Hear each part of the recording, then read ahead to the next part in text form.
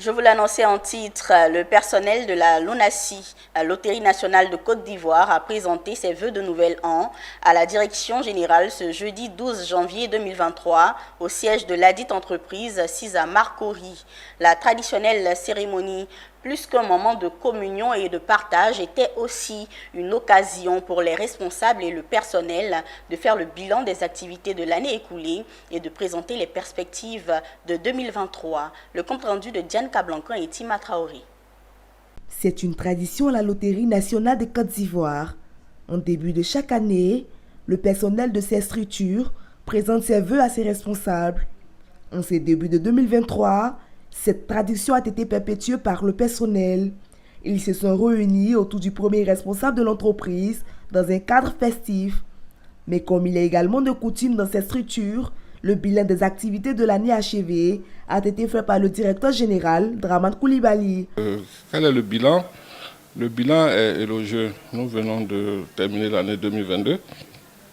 Si vous avez bien écouté, en termes de paiement des gains, c'est plus de 47 milliards que nous avons payés aux souscripteurs.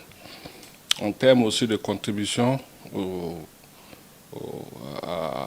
financement du budget de l'État, c'est plus de 16 milliards que nous avons payés, avec une croissance de près de 47% par rapport à l'année précédente. En termes de réalisation sociale aussi, la LONASI continue d'accomplir sa mission. Le budget est passé aujourd'hui à plus de 3,6 milliards d'œuvres sociales, c'est-à-dire la construction d'écoles, pour parler de l'éducation nationale, dans le secteur de la santé également, des hôpitaux, des centres de santé, des ambulances que nous avons offertes, et puis en termes aussi de redevance aux partenaires, aux concessionnaires, la LONASI a fait toujours accompli sa mission. Certifiée ISO 9001 version 2015, la LONASI compte bien apporter de nouvelles stratégies et finaliser plusieurs projets en 2023. Derrière moi, le Kakemono, qui annonce que nous sommes certifiés ISO 9001. Voilà, nous entrons donc dans le secteur restreint des entreprises qui sont certifiées à ce niveau.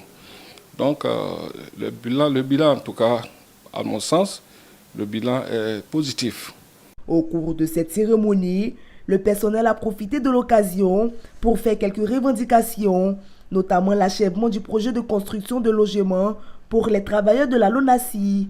Entre autres, la suppression de la catégorie EO, le passage de 6 à 12 mois pour le changement catégoriel des admis à la retraite. La Loterie nationale de Côte d'Ivoire, créée le 20 mars 1970, est une société d'économie mixte détenue à 80% par l'État de Côte d'Ivoire, à 15% par la Caisse nationale de prévoyance sociale et à 5% par le personnel de la société. Elle a célébré en 2022 ses 10 ans d'existence.